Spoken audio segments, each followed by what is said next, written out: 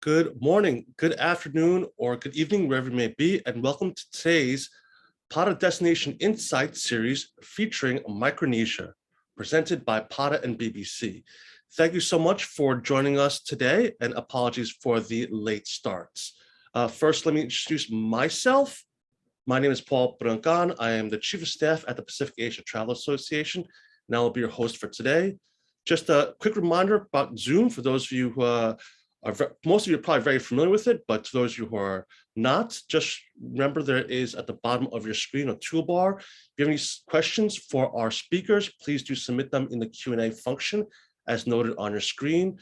There is a chat function, but please don't submit any questions there.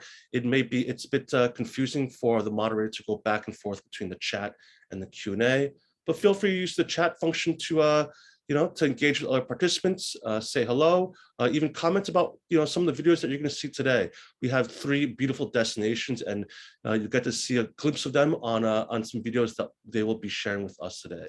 So, without further ado, we've come to our opening remarks, and she's already ready and waiting to say hello to everyone. Ladies and gentlemen, please welcome PATA CEO, Ms. Liz Ortiguera. Liz, over to you. Thank you so much, Paul. Ladies and gentlemen, greetings and thank you for joining PATA's Destination Insight series, where today we'll be featuring Micronesia, a spellbinding world of warm breezes, captivatingly rich culture, and exotic adventure. Micronesia is the antidote to the stress and concerns we've all felt through the pandemic, and we're proud to be featuring our destination members today.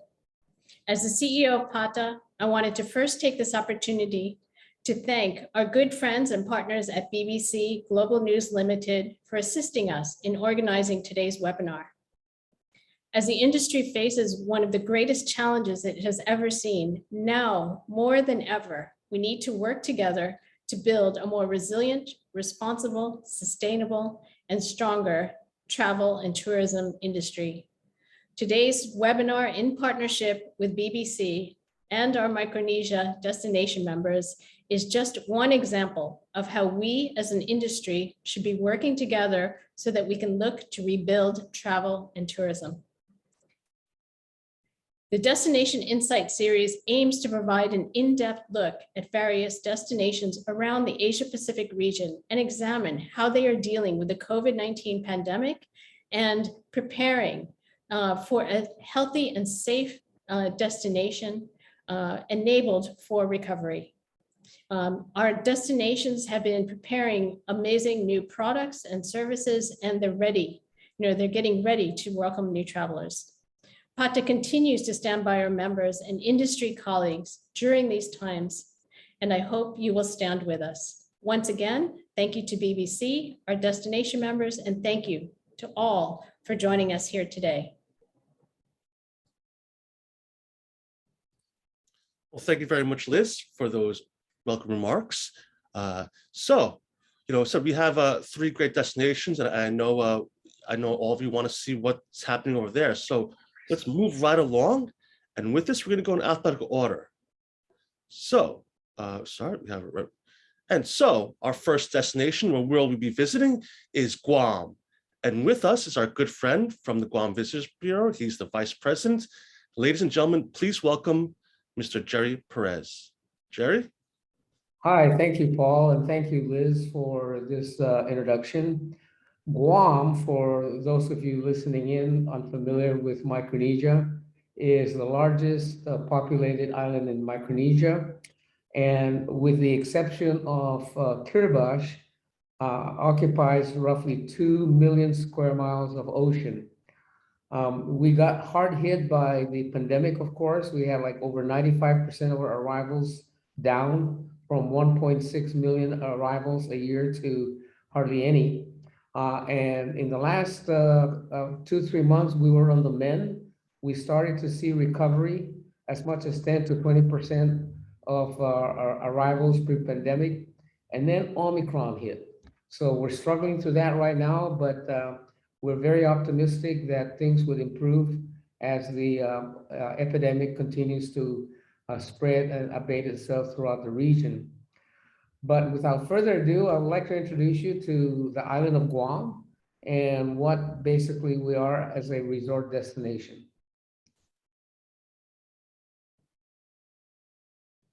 All right, sorry. Please go ahead and play the video.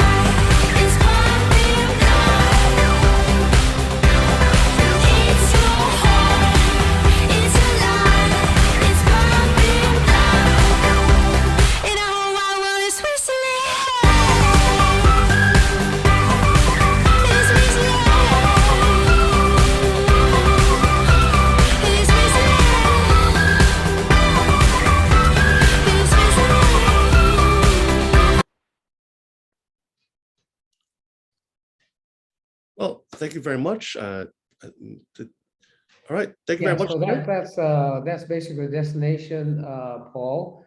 About 85 to 90% of our visitors are from East Asia, primarily Japan and Korea, as well as Taiwan. So that gives you a quick overview of our particular destination.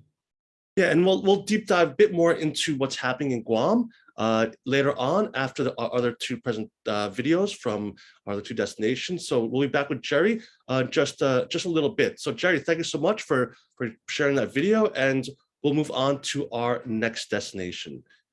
So with that, as we move around the Micronesia region, we're going to find out what's happening in Kiribati. But first, we're going to see a quick video of them. But to introduce that, ladies and gentlemen, please welcome the CEO of Tourism Authority of Kiribati, Mr. Petero Manufolau. Petero, over to you.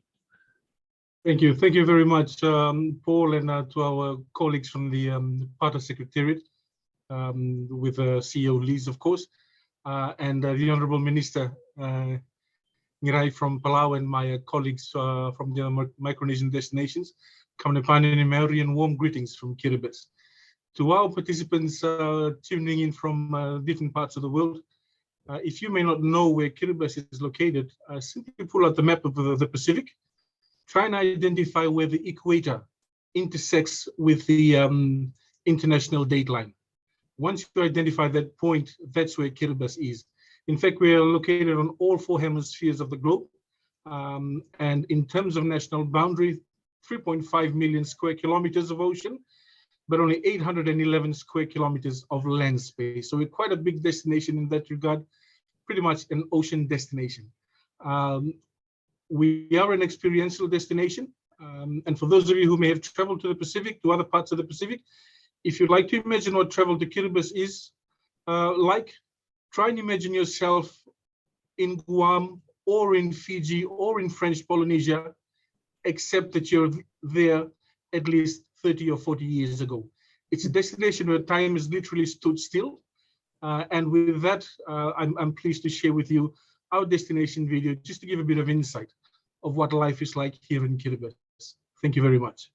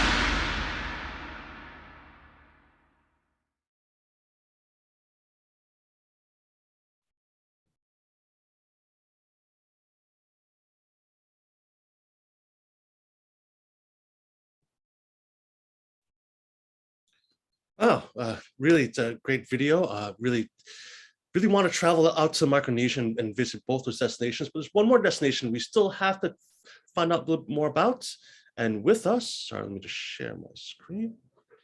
And as we move around the region of Micronesia, we'll get to our final destination here in Palau. So with us, please welcome the Minister of Human Resources, Culture, Tourism and Development. Ladies and gentlemen, please, big round of applause to Mr. Ngirai Tmetuchl. Minister, hello. Ali, and I want to take this opportunity to thank Liz and Paul for the opportunity, as well as our friends from Kiribati and Guam. Palau is a group of islands of about 300. We call them mushroom islands. We are 2.5 to 3 hours away from the Philippines, Korea, Taiwan, Guam, and Japan. We have been taking great strides in the last 2 years since COVID hit the world to train ourselves and make Palau a safe destination. We're hoping that when things normalize, we are prepared to deal with visitors. And I hope this video helps share with you some of the wonders that we have. We're a diving destination, so come and visit us. Thank you.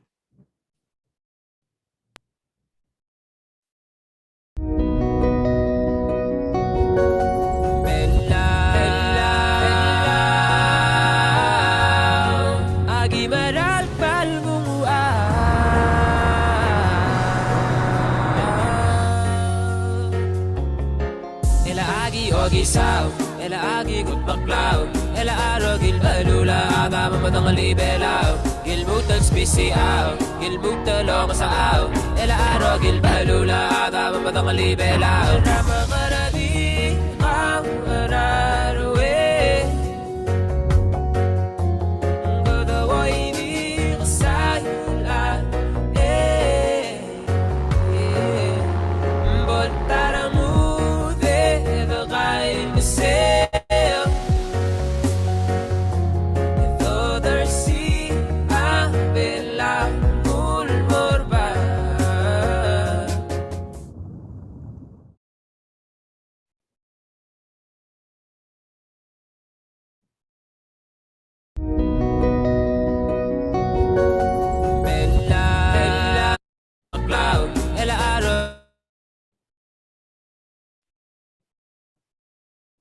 Well, thank you very much, Minister. And with that, we've gone around the destinations. We've seen a bit of Guam, Palau, and Kiribati. Now, before we get into our panel discussion, where we can learn a bit more about what's happening in those destinations, ladies and gentlemen, please welcome from the BBC to provide some insights before we get into that discussion about Micronesia. Ladies and gentlemen, please welcome the Vice President of Advertising and Distribution for ANZ at BBC Global News. Ladies and gentlemen, please welcome Mr. Jamie Chambers. Hello, Jamie. Thank you very much. Very nice to meet you all as well. Obviously, strange circumstances with these virtual presentations, and after seeing such beautiful videos, I'm afraid to say I only have some very static slides to share with you, but we're very happy to be able to take you through some of the insights from a recent travel survey which we conducted on the BBC travel audience to get some insights into the kinds of passions, the kinds of intentions that people have as we start to see some of these international borders become a little bit more relaxed, and obviously travel intent go on the increase. So just bear with me 2 seconds. Oh, you want my presentation? Do you want to just click on to the next slide then, please, Paul? Thank you. So as you mentioned, we've got a situation, obviously, a lot of people, I think we're starting to see it in many different countries, obviously, the intent to travel is certainly increasing. But with that, obviously, as people have been in different phases and different types of lockdown over the past couple of years, that first trip is going to become really significant for a lot of people, whether it's traveling to see family, re-engage with friends across borders, or just have that kind of first trip. A lot of people have been dreaming about what that will be. And obviously, for many destinations and travel brands, you know, they need to kind of start ringing the tills as well. It's going to be quite significant. So what is the competition looking like, and how can obviously different destination marketing organizations as well as tourism brands position themselves successfully so they can claim their share? Click on to the next slide. What we've seen coming through with a few kind of broader insights from the region is this concept of the ultimate trip. As we mentioned, it's kind of about, fulfilling all of those dreams that people have been having over the past couple of years about, whether they've been missing travel as a fundamental part of their life, or even just the opportunity to kind of connect with friends and family. This concept of reconnection travel is something which has really bubbled up to the fore. And this concept isn't necessarily about, reconnection just in terms of friendships. It's about reconnection with the planet, reconnection with people all around. So when they go to destinations, it's not just about going away with their family and seeing, a singular aspect of the destination. They want to reconnect with the world around them, and in particular, culture, people, all of these aspects. And if we think about what's happened in the world over the past couple of years, I think this is a really healthy, really positive thing for people to be doing. And travel is one of the biggest things that people can obviously do to, help them fulfill that. So really destination organizations and obviously tourism brands as well really need to be thinking beyond their places being just the destination, and what else can they show people to help them really, fulfill this ambition of theirs to reconnect with the planet and its people. Next slide, please. Let's go forward. So I mentioned BBC had conducted a survey. We were doing a number of these throughout the past 2 years, and this study came from middle of last year with the research that were published. What we saw just coming through from our BBC travel audience on site were these four aspects of kind of travel intent that they were looking for in those destinations that they were going to be choosing as their first trip post-lockdown. History and heritage was the standout leader. This isn't necessarily thinking about the old. I think heritage is as much about understanding the stories behind the destination, the stories behind the buildings, the people, the food, all of these different aspects. So when you're thinking about how to kind of celebrate and attract tourists into the destination, bringing some of these things to the fore will really help you stand out and appeal to these people. Peace and tranquility, I think, is a big one for a lot of people. I think there have been a lot of stresses and strains across a number of different aspects. Obviously, for many people who are obviously in working situations, living, doing kind of working in the office virtually, connecting with people through Zoom, there is that kind of need for a digital detox, and certainly destinations which can offer antidote to that, to get people away from obviously their devices and allow them to connect with themselves, the environment and their family without the distraction of screens is going to be paramount. Adventure and all of those kind of outdoors activities are going to be particularly important here. Attractive pricing, obviously, I think we've had a lot of people who've had a great degree of economic stress. So as much as people haven't been able to travel, there have been lots of other calls on people's time and budgets. And I think as much about being about price, it's also about value. So even for premium price destinations, making sure that the promise fulfills the reality fulfills the promise. And going back to the concept of cultural destination, as much as it's about kind of the destination, history, the heritage, they want to experience the people, they want to experience the stories themselves, they want to experience the food that makes a destination. And we saw some of those aspects coming through with things like the fiesta parties. These are the things, bring these to the fore, and this was what will get tourists coming to your destination. Moving on to the next slide. We've seen this echoed as well. So look, the research obviously was conducted, where we asked audience questions. This is actually what people have been consuming on bbc.com travel. And you can see those same themes echoed with the top performing content on bbc.com throughout the pandemic. Content around environment sustainability, off the beaten track. These just shot up the rankings, whenever we released content which kind of showed the big open sky and showed the destinations away from people. Health and safety, I think, is still a consideration, and it will be for some time for people. So the ability to get away from the crowds is going to be really important. Food and drink, people don't just want the kind of best destinations like you'd find on TripAdvisor, the best restaurants. This is about understanding the food that represents the people, that represents the destination. How's that food become such a kind of famous dish in the different townships. Put these things to the fore, tell the story, and give people the opportunity to experience it in its most authentic form. And then through culture and history, go on to bbc.com and you'll see some beautiful stories about this, but really surprising and unique aspects of the people and the culture and the identity of the people that travelers will meet when they're in these destinations. These are the things that people are looking forward to help them ensure that those travel opportunities fulfill all of their expectations from during lockdown. And on to the next slide. And just to kind of wrap up this point in terms of the kinds of content that's been performing particularly well around Micronesia itself, you see these themes echoed very, very strongly in the kind of content that BBC's produced on Micronesia, and obviously what's been performing well.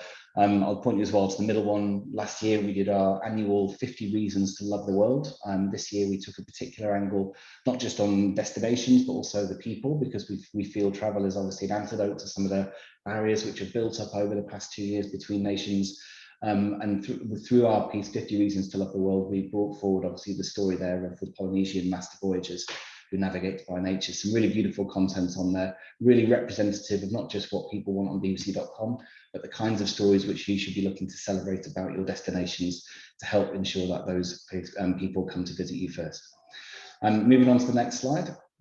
And I'll just wrap up very quickly, just with a quick introduction of how BBC can help different travel brands obviously reach travelers as we move through and start welcoming guests back. Moving on to the next slide. So first and foremost, bbc.com travel will hopefully be familiar to a lot of you. This is the home of travel journalism on bbc.com. We reach 153 million people around the world, and travelers, one of our longest standing feature sites on .com. Multiple award winners over the years, and we recently relaunched it in the middle of last year to, as well as a new site layout. We used it as an opportunity to kind of refresh the editorial mission in light of obviously the challenges that coronavirus has posed to travelers and travel destinations. Since that relaunch, we've seen increased engagement by over a third. So I think definitely kind of testimony to the quality of the site, but I think also just that increase that we're seeing in interest from audiences on travel as we've started to move through 2021 and into 2022. But this is obviously living in the inspiring and dreaming phrase, and what we'd missed really was the opportunity to allow people to move ahead and book some of these amazing and really unique travel kind of stories, if you like, that we've been publishing on bbc.com. So moving on to the next slide, we've just launched a brand new partnership with our friends at Traveller, called www.discoverbeyond.com, and this is now an opportunity where audiences can move through from bbc.com to travel and discoverbeyond.com to actually go ahead and book some of those amazing, unique journeys. Moving on to the next slide, I'll just give you a bit of an introduction as to how the site works. Basically, what we've looked to do is replicate the kind of passion points and interests that we found resonating so strongly with audiences on .com, and then allow people on discoverbeyond.com to filter basically those kinds of travel travel opportunities reflective of those themes. So around experience, taste, discover. These are all some of the fantastic kind of pillars, if you like, that people can now search for destinations rather than simply going in via the destination, because we want to basically give people the opportunity to perhaps surprise themselves with where their next travel destination may be. Moving on to the next slide. And you'll see here we've some of the examples. We're working very closely, our editorial team, with the team at Traveller as well, to literally replicate some of the more iconic travel stories that we've produced on .com with a travel package to match. So you can see here the extraordinary corner of the Great Barrier Reef was a dive destination where people can go camping on Lady Musgrave Island.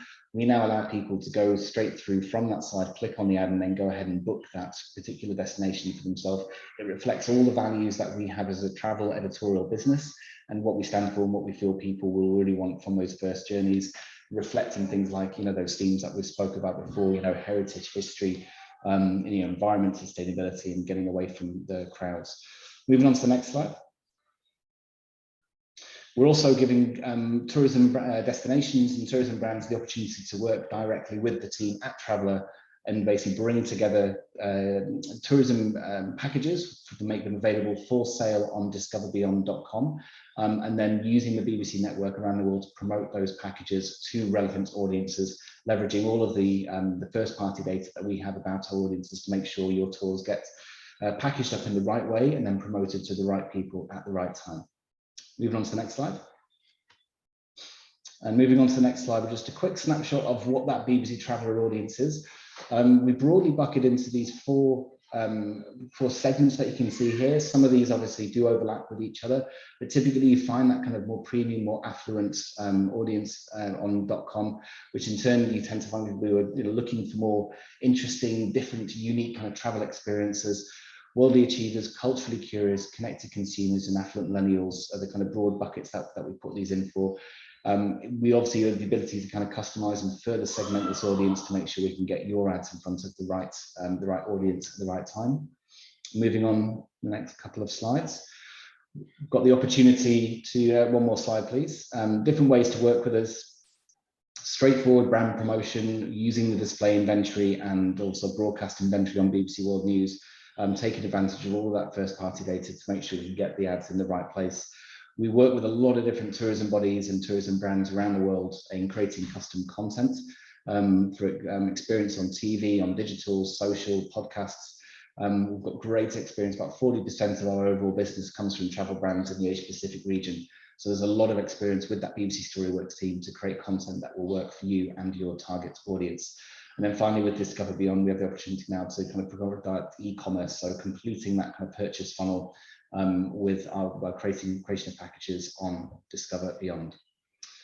And then the final slide is just a simple summary where we do hope, obviously, if you feel, you know, especially as we're coming out of lockdown, starting to think about welcoming guests back, whether it's at the early dreaming inspiration stage or you're looking to actually start converting and selling to booking packages, bbc.com now has that full suite solution, which we'd love to be able to talk to you about. Please feel free to give us a chat, but with that, I shall hand over back to Paul for the rest of today's presentation. Thank you.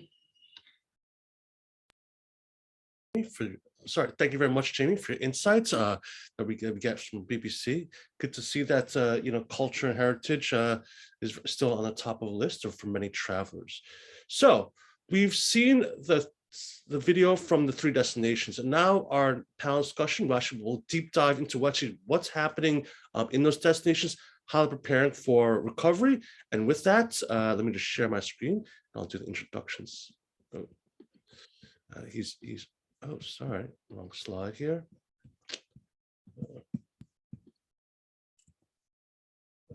Sorry, just let me pull this slide up here. Okay, so we're going to our deep dive into the destinations.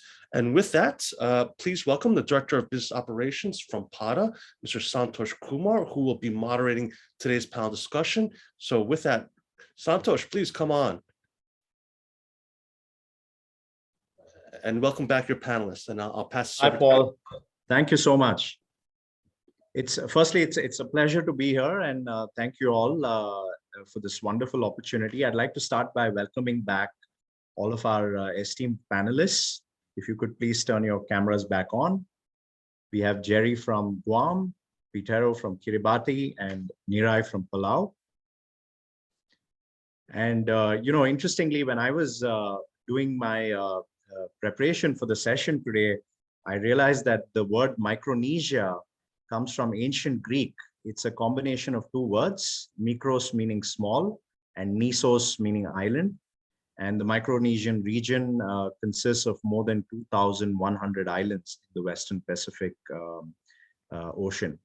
And you know, I want to also start by thanking all my panelists for sharing those stunning videos and those introductions. You know, we've all been armchair traveling for such a long time now, and it would be wonderful.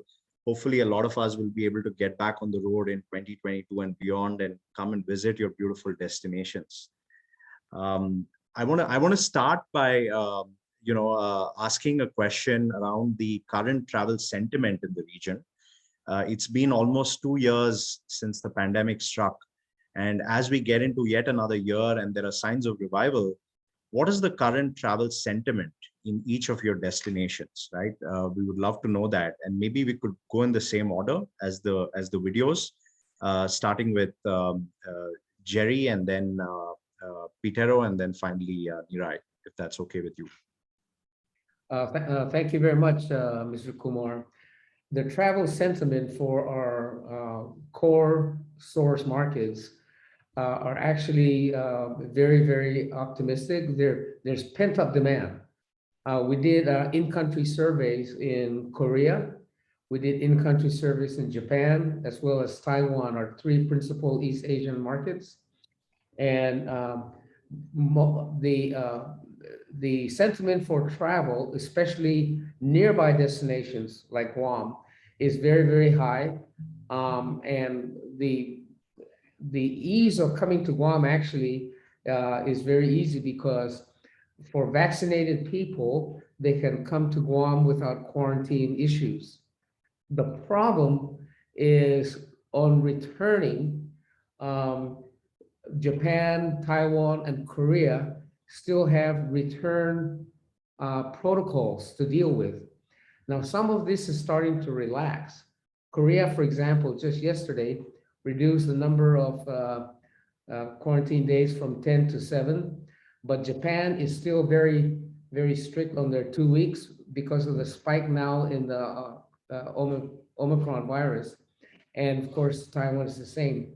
But by and large, in terms of your key question on sentiments for travel, it is very strong, particularly close by destinations, because a lot of the airlines are still requiring masks.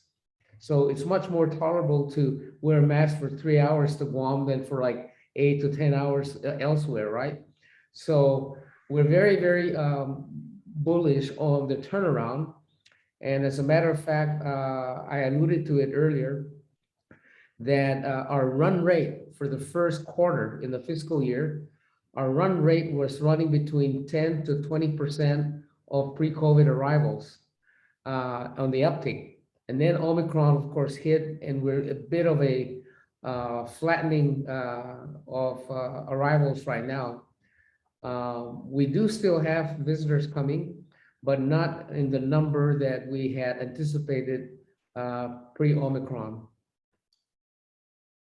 Okay, thank you for that. Well, let's hope that the sentiment continues to remain positive, if not get stronger in the months to come. Indeed. Yeah, and can we now also hear from Petero? How are things down in Kiribati?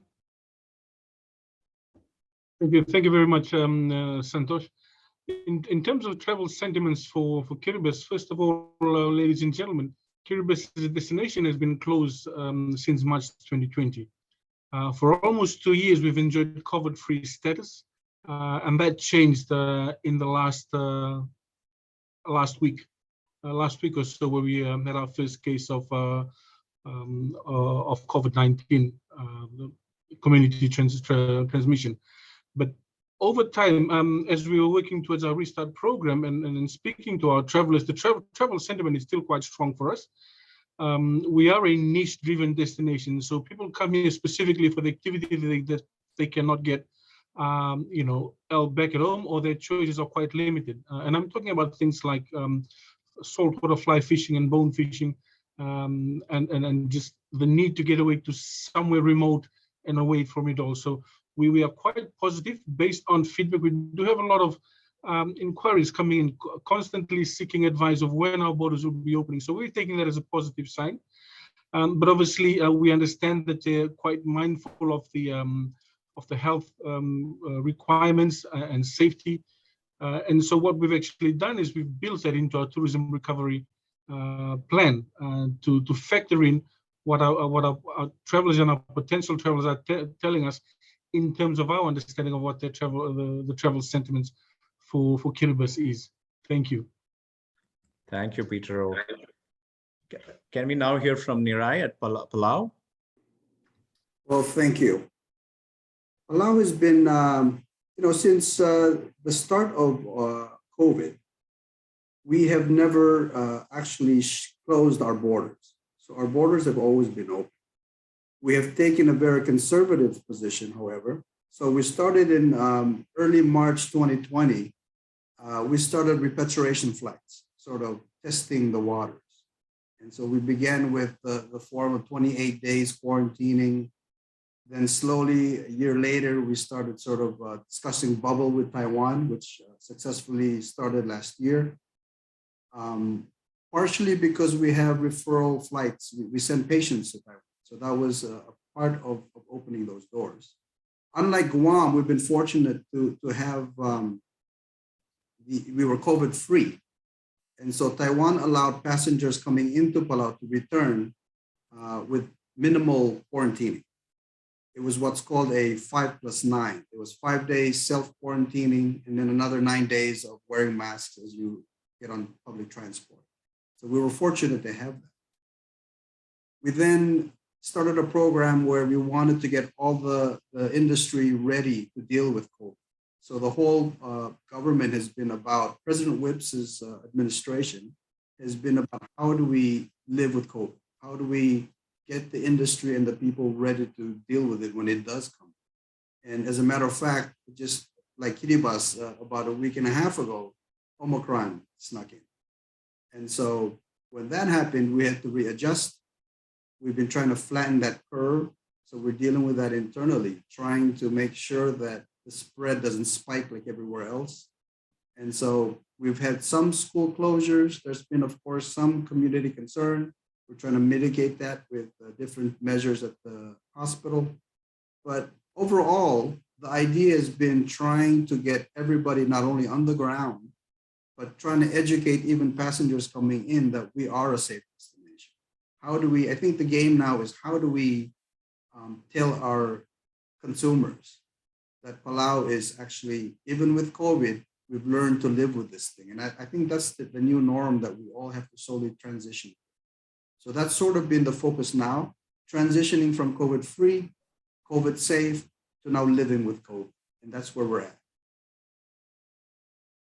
Yeah, that's a really interesting way to put it. And when we talk about sort of the next step from here, right, when we're talking about international travelers who are now, I was reading somewhere, for instance, that a lot of travelers are looking at 2022 in terms of planning a big trip, and if there are international travelers who are keen to visit Micronesia right now, it'll be good for the audience to understand what is the readiness in each of your destinations, right? Starting with, protocols, and also just in terms of general destination readiness, right? Maybe if each of you could give us some indicators on that. Okay. First of all, there's a question that came up on Guam with not requiring quarantine. Let me just clarify that. If you are fully vaccinated and coming to Guam, you don't have to go to quarantine. If you are not vaccinated, we require PCR tests at least 3 days before arrival. That's the distinction. And so I didn't mean to mislead people when I said you can come to Guam without quarantine. We can come to Guam without quarantine if you are fully vaccinated, but if you are not vaccinated, then you need the PCR test. In addition to that, to help entice our visitor arrivals, we are providing free PCR tests to some of our key markets like Korea, for example, in Japan and Taiwan, and for that matter, anybody else, for a limited period of time, at least until things get back to normal, we will pay for PCR tests so that when people do return home, they will at least have that in hand already, and it would help reduce the restrictions on return to their homes. Thank you, Jerry. As for Palau, we have two types of protocol because there's two ways to get into Palau now. One is through Taiwan. So Taiwan is a travel bubble. And so Taiwanese coming into Palau are required to take a PCR test prior to departure. Now, the difference is we had arranged with the Taiwan government for the PCR testing to be administered at the airport prior to departure of the plane. So every passenger getting on the plane would get a negative PCR test. And we also had allowed for Taiwanese passengers to have either full vaccination or at least one of the three approved Pfizer, Moderna, or Johnson & Johnson. And later on, we also amended our regulations to allow for them to use their own vaccine. So the way we've been approaching this has been very flexible. We work very closely with US CDC, Taiwan CDC, and using science. Our president has been educating himself on how best to deal with this because as you know, it's changing every day. There's new information coming out in the way to deal with this, and especially with Omicron. With the other flights coming in from Guam via United Airlines, we are requiring, because the US had more COVID, Taiwan had no COVID at the time, there was no community spread. passengers coming in from the US are required to have full vaccination, and they have to present that to the airline before boarding. We then required them, and this has been changing. Recently, we were requiring them to take a COVID antigen test on the 4th day upon arrival. But since COVID snuck in, Omicron, we have changed those protocols and we're now testing upon arrival. But as I said, it's something that we're very flexible with, and we're working very closely with our Congress and seeing how the community is reacting to the changes. And so it's, as you know, it's dealing with COVID isn't just with tourists. We're also trying to figure out what the pulse is in the community and seeing how the people are reacting and how they feel about tourism. So it's a very challenging balancing act, using science and trying to convince the community that it's safe. And so the president has been working very closely and diligently with the science and with the right doctors to figure out what the right balance is. Thank you, Ngirai.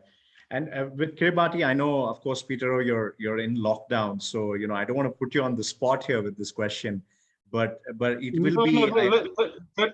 Yeah, that's okay, Santosh. What do you think in terms of readiness? What would you tell an international traveler who's keenly looking at your destination right now? Sure, thank you. So with us, we had been COVID-free for almost 2 years, as I mentioned earlier.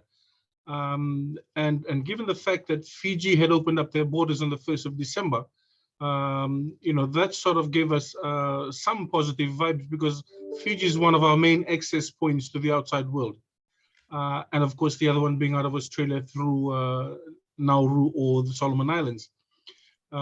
What it had actually done was given government enough confidence to announce a partial reopening on the 10th of January of this year. So as the build up to that, the Tourism Authority had actually made sure that we reached out to all our accommodation providers, getting them to undertake a COVID protocol training. It was a 2-day training that was compulsory for whole hotel employees to prepare really for the 10th of January. Unfortunately, that flight on the 10th of January, it was a partial reopening, was going to be a once every fortnight flight, so that it allowed for people that came on the first flight to be quarantined. And there's going to be that cycle. As they come out of the quarantine, we were able to then cater for the next batch. So in terms of capacity, we were working around that sort of numbers. But there was confidence from government that we were going to manage it in that manner. Unfortunately, Omicron, like in Palau, snuck in on that flight on the 10th of January. And that's since moved on into the community. And because it's our first experience, unlike Fiji or the rest of the Pacific Island countries, we're taking this with the highest risk, regardless of what probably what other countries are saying in terms of comparison between Delta and Omicron. I guess for us right now, COVID is COVID, so we're taking the biggest preventative measure to protect our citizens. But in terms of preparedness, we've done sufficient work as a build-up, as an industry, to prepare us for this very thing from happening, and that's protecting our employees, making sure that our visitors arrive to the highest standard of COVID safety protocols. We had actually developed videos to then put out on aircrafts as they arrive, to educate them. But I guess that'll be on hold for now. So for travel tour operators out there, just watch this space, allow us time to just manage the current outbreak, and heads off to government who are doing a fantastic job in trying their best to manage it. As we go through this small obstacle, we're sure we'll be back on the drawing board and discussing how effectively we can really restart travel into Kiribati. Let's hope it doesn't stay on hold for too long and we're all able to come and visit. We hope so too. Yeah. Ngirai, you had your hand raised. Yeah, please. Yeah, I just wanted to share that part of the strategy we had for reopening was to actually work on vaccination. We have probably one of the highest, if not the highest. We've exceeded 95%, including vaccinating our children aged 5 to 12. And so those were some of the steps that we took, was encouraging vaccination, getting people ready. And the medical community in Palau had urged us to do this if we were seriously considering opening. The other thing that we did, and if she's listening, Ivory Vogue, thank you. Early on during this pandemic, we started pandemic safety trainings. So we did research, we developed a whole regulation on this, kind of like Kiribati did. And everybody, whether you're a restaurant, tour operator, shopping, we required everybody to go through this training and to learn how to deal with COVID, wearing masks, identifying people coming in and out, constantly washing your hands, sanitizing. So we went through all of those protocols.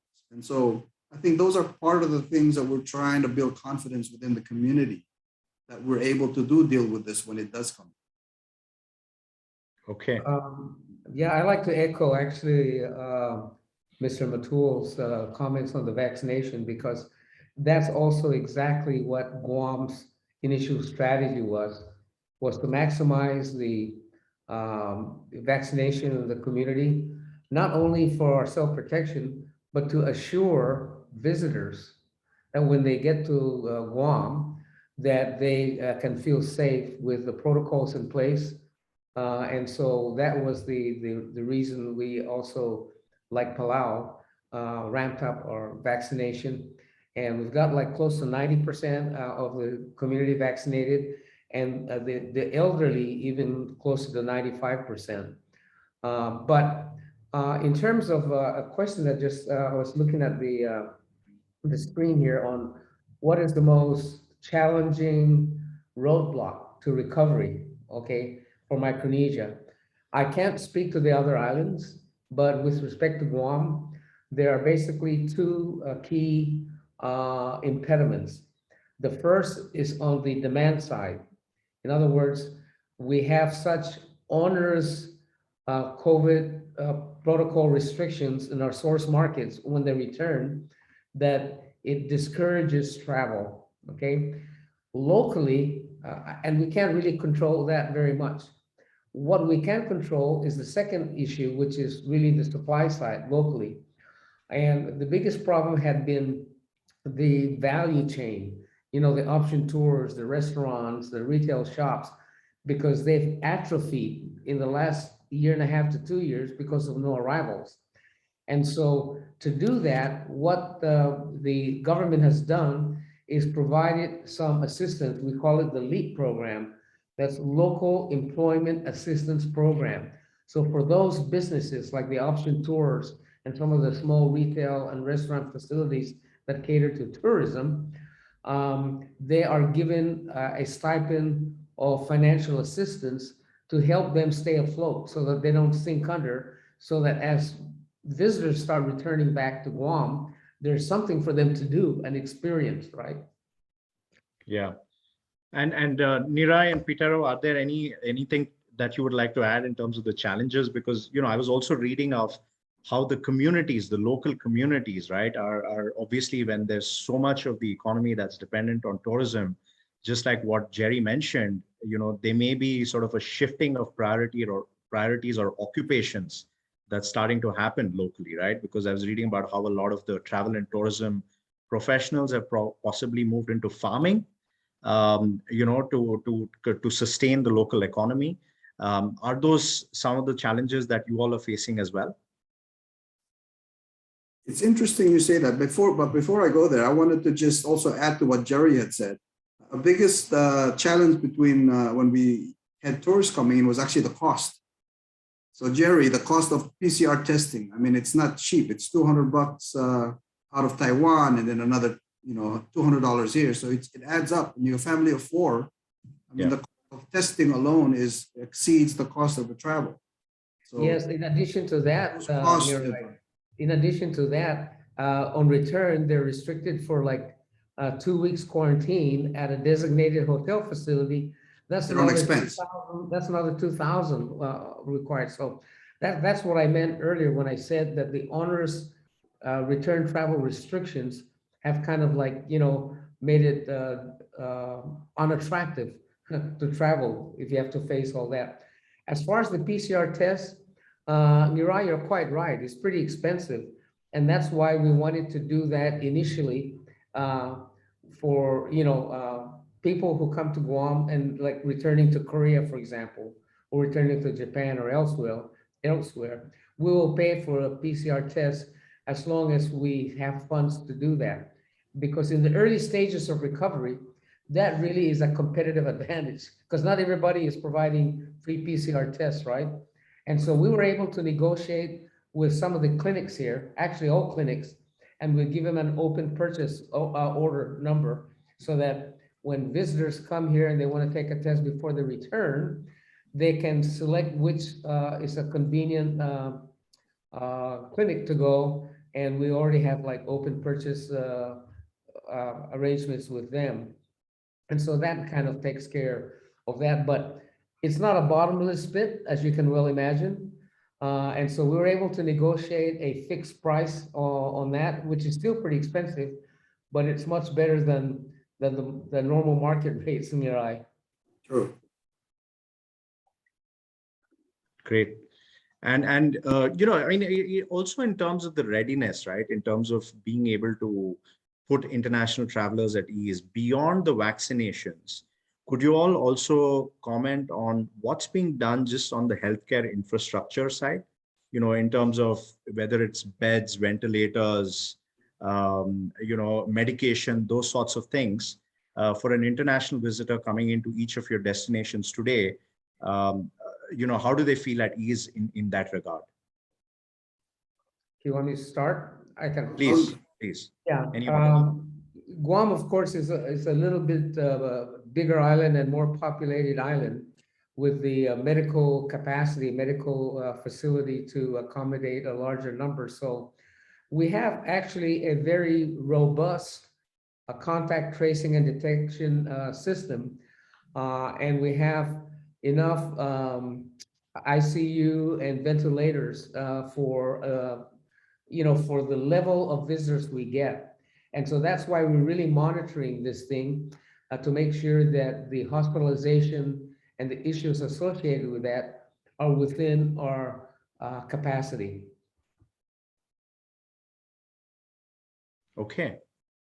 We have been doing the same. So for the last 2 years, thanks to our partners, we have a unique relationship with the United States. So we've been very fortunate that the U.S. government has been helping and supporting Palau build up its hospital capacity. We also have ties with Taiwan. So for example, just recently we have test kits and other equipment coming in from Taiwan and from the U.S. So for the last 2 years, as part of this COVID safe approach, we have been building up the capacity to deal with this. And so once Omicron came in, now I know there's differing views internally, but our president, President Whips, has been building, I guess, the arsenal, so to speak. We have off the hospital care centers. The doctors for the last few months have been working with CDC doctors and learning from Guam.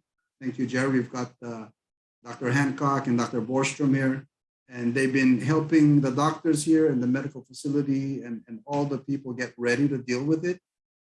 So when Omicron came in, we have been publishing that we have had some hospitalization, but their cases have been mild, and we've been dealing with them simply because we have prepared for this.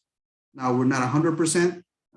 We're a small island, unlike Guam, but as best as we can, we've placed ourselves in a position where we're trying to flatten that curve and trying to deal with local hospitalizations. Thank you. Thank you, Santosh. If I may just add on to that, in terms of Kiribati, we've been fortunate that over the course of the last 2 years, we've been supported by the governments of Australia, New Zealand, and obviously with the People's Republic of China, either by way of vaccination or in terms of healthcare support. And this is to us, most recently, this week, we had another 2,200 doses of AstraZeneca with the oxygen. I'm not particularly familiar with the term, but I think it's like a purifier. that's required for the medical facilities.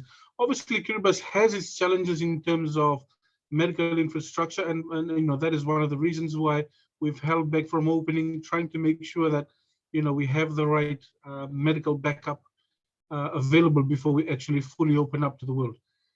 We do have a separate quarantine center. One's available for the locals, but obviously there's options for foreigners as well. And we've trialed it over the last 2 years with regards to the return of our technical advisors and experts that are returning, and they've worked well, considering how we've managed it. But then, Omicron is a totally different ballgame altogether.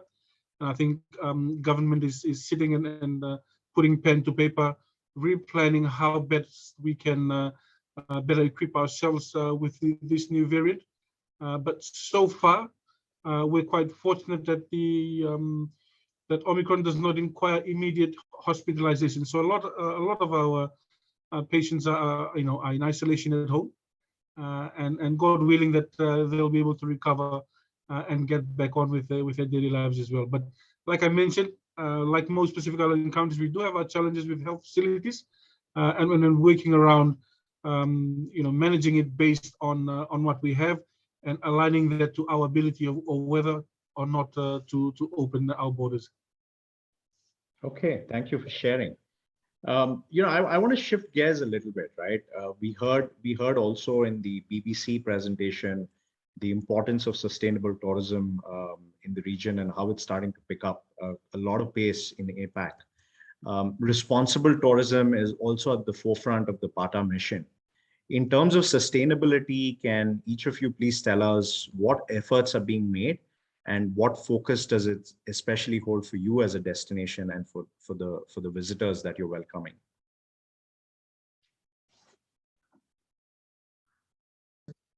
Okay. We're very keen actually to some of the key principles of sustainability, but we're focusing right now on the not only restoration, but heightening the cultural identity of Guam, because after all, there are many beaches around the world, but the history, the culture, and the heritage that is uniquely Guam is the differentiating feature. And so part of this sustainability for tourism is focusing around the culture, history, so that we don't lose that. And in fact, tourism can provide the dollars to perpetuate the institutional capacity to promote and sustain our local culture and history.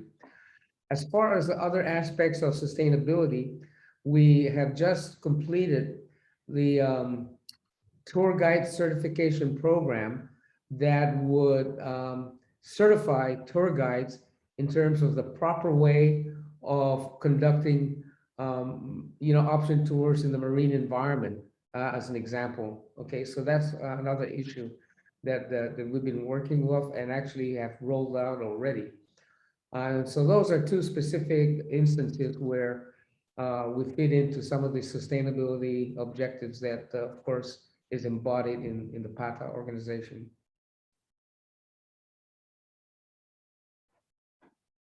Well, for Palau, whether you know it or not, Palau has been sort of, our previous president was a staunch environmentalist. So we've been in the forefront of that aspect of things. First World Shark Sanctuary. We started the Palau Pledge, where each visitor would come in and sign off that they would take care of the environment. The Marine Sanctuary. There are a lot of initiatives that sunscreen, for example, we banned sunscreens that have certain harmful effects to the environment. But that said, prior to Omicron or even COVID, we had started what we felt was community-based tourism. And we had won a PATA award for this because we started seeing that, like Jerry said, we needed to incorporate our culture into tourism. Before that, it's always been about diving and about water and about fish and about coral and about beaches. And I think that's partially because of our culture.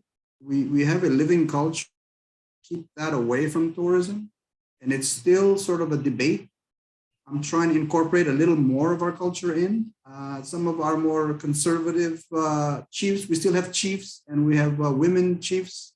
We have a matrilineal society, so the women actually are the bosses.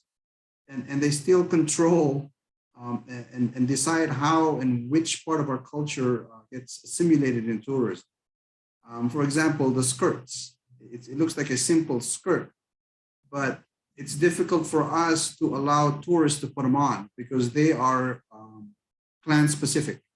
So certain clans have certain colors and you're not allowed to use those colors. And so there's rules and the way to deal with those things, and that's still an ongoing debate. That said, when COVID actually hit, it actually allowed the Palauans to rethink tourism. It gave us pause. People actually kind of sat back and said, where were we going and is it really benefiting? So those are some of the internal questions that we're asking. And so people then started now sort of rethinking how they want to approach tourism when it reopens formally. How are they going to benefit from it? To be honest, it sort of started driving, it became sort of a foreign directed type of tourism. And that's not a bad thing because we invite investments, but we wanted to see how the human resource and culture can be assimilated and benefit more from tourism. So those are questions that are being asked, and the community is engaged very directly with how do we then get our chefs to work with this? How do we get food? Some of the stuff that we heard earlier, the food, the taste, the smell. How do we get, we're working with artists. How do we get our artists to not just display things in a gallery, but to actually turn their art into a product? How do we use technology to get a chef to do a tour? So you're not eating a bento at the rock. So we're trying to encourage the young people to actually become part of tourism and to take their skill and art and use technology to turn it into, to monetize it, so to speak. So those are some of the things we're exploring. Fascinating insights. Thank you so much, Ngirai. Petero, anything to add to that? Yes, Santosh, thank you very much. As I mentioned earlier, Kiribati is a total trip back in time. It's a destination where time is literally stood still, and you could be mistaken if you got into one of the other islands. You'd be you could easily be mistaken by thinking that you're in a postcard setting that was probably sent to your grandparents in the 1950s on their last Pacific voyage. And that's pretty much what Kiribati is. And so sustainable tourism is at the core of what we are as a destination. I'll just give you a quick run through in terms of our tourism restart program. We have it in 4 tiers, where we have the first tier is a COVID safety protocol as a priority, and that is an immediate term goal for us, which we have achieved and prepared our tourism operators, particularly the accommodation providers. And then, of course, in the medium to long term, we have a digital marketing strategy that allows us to continue to tell the story, not of what the COVID situation is, but of the life as how it is lived in Kiribati. As I'd mentioned, it is, an experiential destination, and culture is at the core of who we are. We did an international visitor survey in 2019, and culture came out as the topmost reason why people enjoy Kiribati. So as part of our restart program, that's woven into our digital marketing strategy, of course. And then within our mid to long-term aim as well, we've developed a Maori Mark program. And this is a local classification accreditation program for hotels, beginning this year, where we've introduced an accreditation system that uses sustainability as part of the assessment program. And so we're really driving hotel operators to really adopt sustainable practices. However, we haven't sort of shoved them down their throat and expect them to live with it, because we don't have an existing strategy on sustainable tourism. So what we did last year was develop our first ever sustainable tourism development policy framework. And the framework is, it really frames the direction in which we want to move towards sustainable tourism. And it identifies, 7 key goals.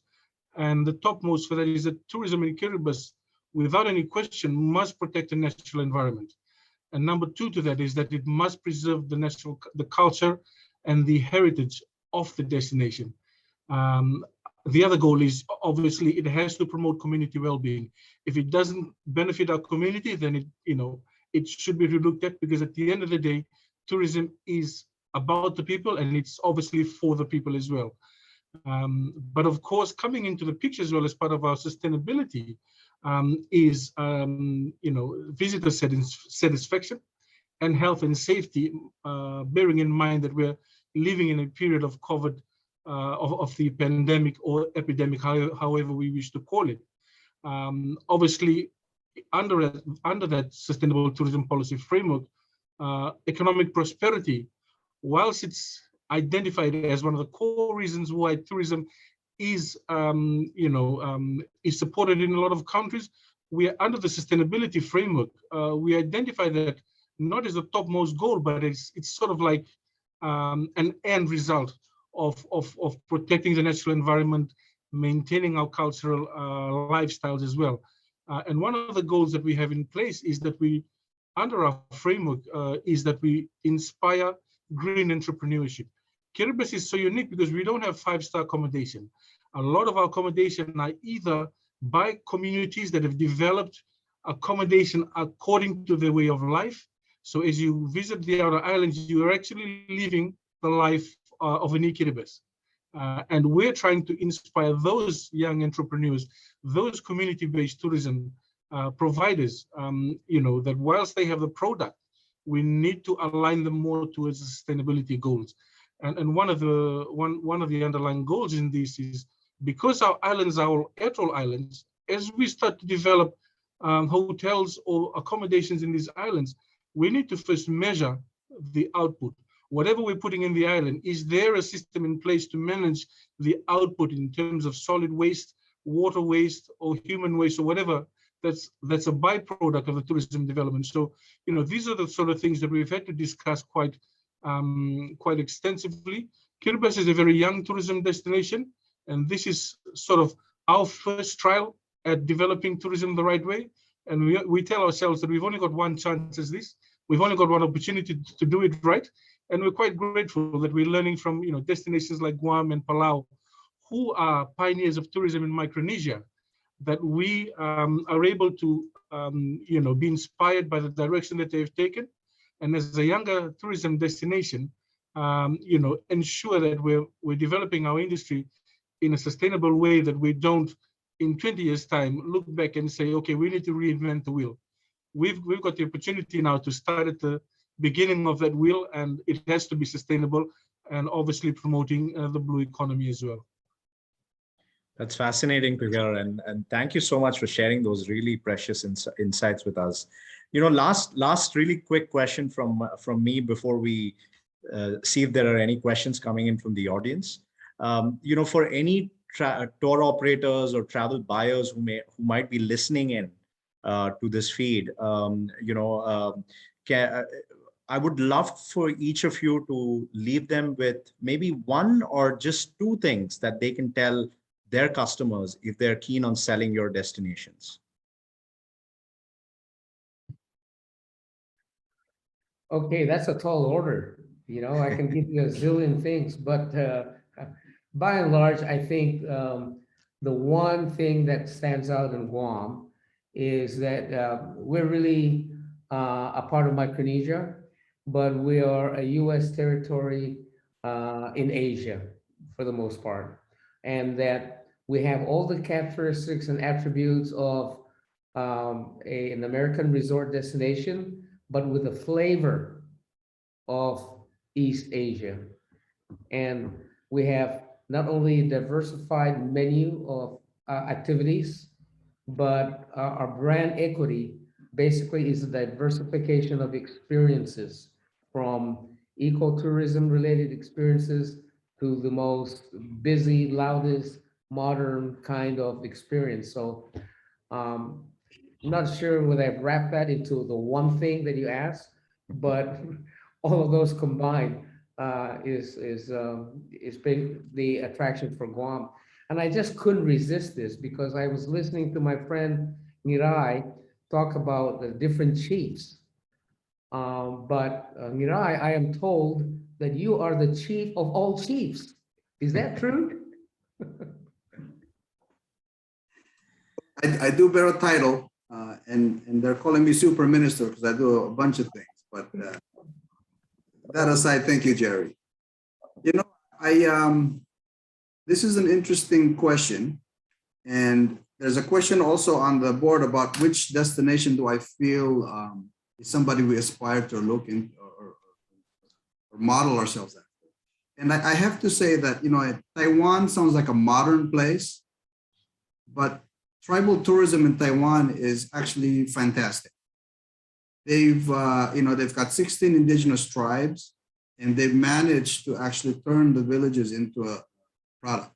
And so I've been spending a lot of time in Taiwan studying what they do there. And we have very close, we're Austronesian. So we've been trying to develop ties with tribes in Taiwan and Palau. And trying to create ties with the artists, with the culinary arts. We're trying to connect and figure out how Palauans can learn from what they're doing. Now, that said, I've also been thinking about actually Micronesia, not Palau as a destination, but Micronesia as a destination. And I think, Jerry, we should introduce to the world that Micronesia is in itself a destination. And it's time traveling. Actually, right, that is very, very true. I didn't really go into that because I was focused on Guam. But Micronesia as a destination is a destination unto itself, because a lot of people have this wrong idea of Micronesia. They think that Micronesians, that it's a monolithic community. It is not. Each island is different from the next island. Even islands within the same island have different cultural attributes. So you want to talk about diversification, you want to talk about diversified attractions, Micronesia has it all in terms of history, in terms of culture, in terms of the natural environment.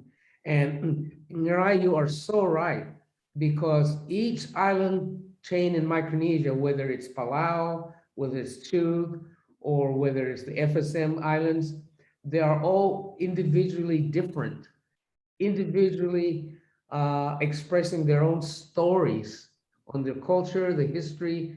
And so the one-liner I'd like to throw out is that Micronesia is probably one of the most diversified regions, bar none. I think you're very right, Jerry. And what's important to think about is think of it as an actual region, and not to just go to Guam or Palau. I mean, you need to see the whole place. We have different languages. The one thing we have in common is we have a sailing tradition. And so the sailors throughout Micronesia actually speak a language. They can communicate. Other than that, every island has a different culture, a different makeup, and a different language, different food. And so it's sort of an amalgamation of different cultures. And so I would recommend that you see the whole place. Means, Kumar, is that when you come visit Palau or Guam, you need to stay for a whole month. And visit the other islands. Yes. The future is taking long vacations. So you need to travel like the Germans and take 3 to 4 weeks off. Yeah, I was actually thinking as you all were talking, if there is an opportunity, if it's not already not being done today, if there is an opportunity for travelers coming in where they would be able to hop across each of these destinations in a very sort of seamless manner, right? Without having to go through all of the travel restrictions and whatnot. I don't know if that's already been done or if that's being contemplated, but I think that could be an opportunity, right? Yeah, that's one of the things that the PATA Micronesia chapter actually is very keen to do. And I think we should, Jerry, think about that. Market the whole region, come up with protocols and how does a person, as mentioned, travel throughout freely and have more time to experience our islands. Yeah, exactly. You're right. Gentlemen, it's been an absolute pleasure. We'll just check and see if there's any other last questions we can take coming in from the Q&A. Something that just popped out that I can't resist. I know there's a question on which destination outside of Micronesia do we benchmark against? I would tell you that I would benchmark us against ourselves, because we don't want to be one of two or three. We want to be one of one. If I may just add to that, you defined, Santosh, quite clearly the meaning of Micronesia, and micro meaning small. And you know what they say, good things come in a small package, and that's pretty much what Micronesia is. We're sort of that undiscovered part of the globe that people vaguely hear about. There's sort of that level of intrigueness that they want to know more, but they don't have probably, the access to the right information. And so that's where we come in as a group of Micronesia destinations, to work together and really educate our tour operators on what's available. But if I may just add, in terms of for our tour operators that are online this evening, as to why Kiribati, similarly to what my colleagues had mentioned on the unique features with sailing being the common denominator across the region, our culture, we're very rich. And when we say culture, it's not from a Kiribati perspective. It's not the commercialized aspect of it. It's pretty much the way we live every day. We still have men that go out and fish to feed their families at the end of the day. You easily find men that are strolling down the beach with their nets every day, and then that's pretty much the lifestyle. So it's a totally different lifestyle that we live here, and those who aspire to experience something unique, I would ask you to put your money on Micronesia and guarantee that you will not be disappointed. Thank you. Absolutely, gentlemen. Thank you so much. It's been a pleasure. I think. Let me leave you with one quote. Yes, please. Somebody quoted this for Palau, but let me say it for Micronesia. It goes something like this. Micronesians think, hold on. Micronesians think leisure is their right only to be interrupted by the necessity of work. So if you look at a leisurely place, come to Micronesia. Excellent. Thank you, Mr. That's a great quote. Well, once again, gentlemen, it's been an absolute pleasure. Thank you all for your time today. Paul, I see that there is one additional question that has popped up in the chat. Do we have time to take that, or should we wrap up this conversation? Well, you can take it. You can take the question. There's a question here about collaborative efforts to market Micronesia as a region. I would tell you, and Ngirai can attest to this, that on a lot of our major shows, whether it's JATA or other trade shows, right? It's not unusual to see Guam, Palau, the FSM together in an area promoting the region. So also there are different shows where if one destination can't make it, we share the collaterals from these other islands and we also distribute it. So there is that collaborative effort, and a lot of this actually is related to the PATA Micronesia chapter.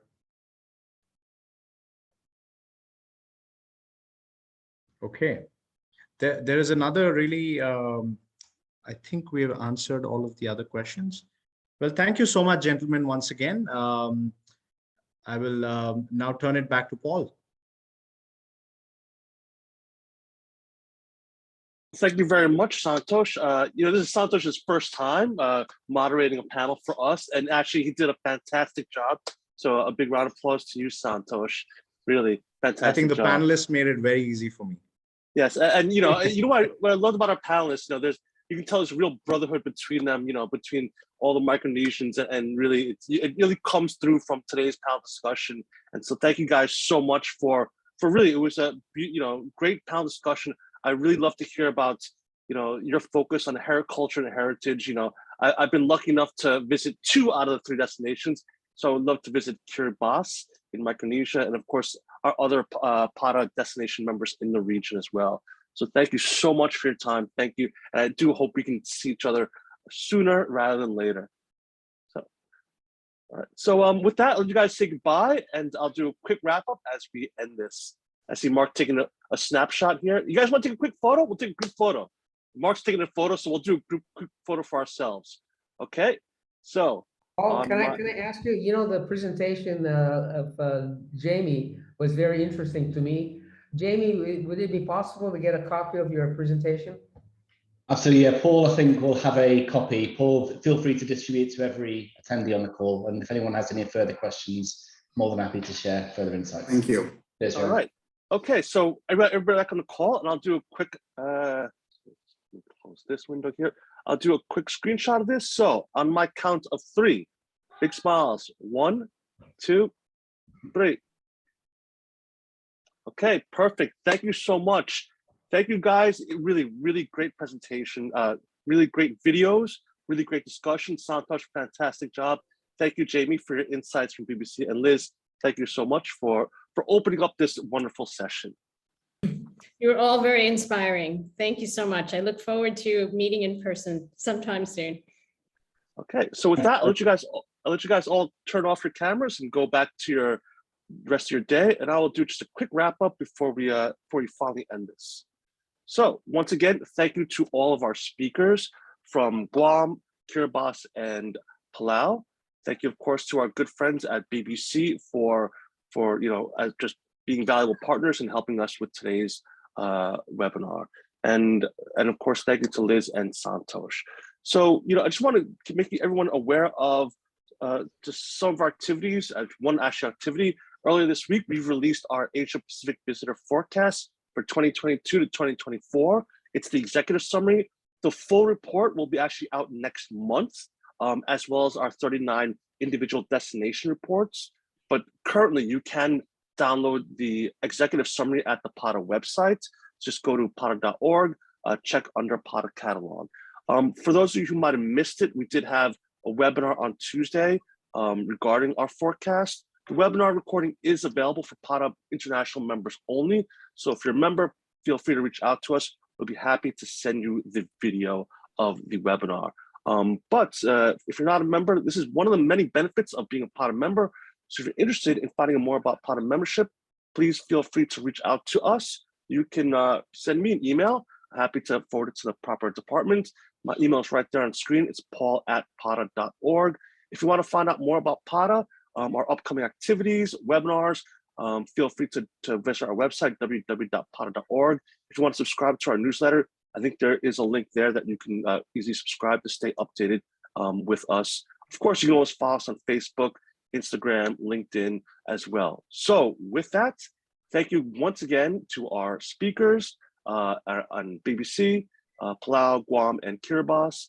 And especially thank you all of you who joined us today, taking time out of the day to explore a bit about Micronesia. With that, take care, stay safe, and I will see you on the next webinar.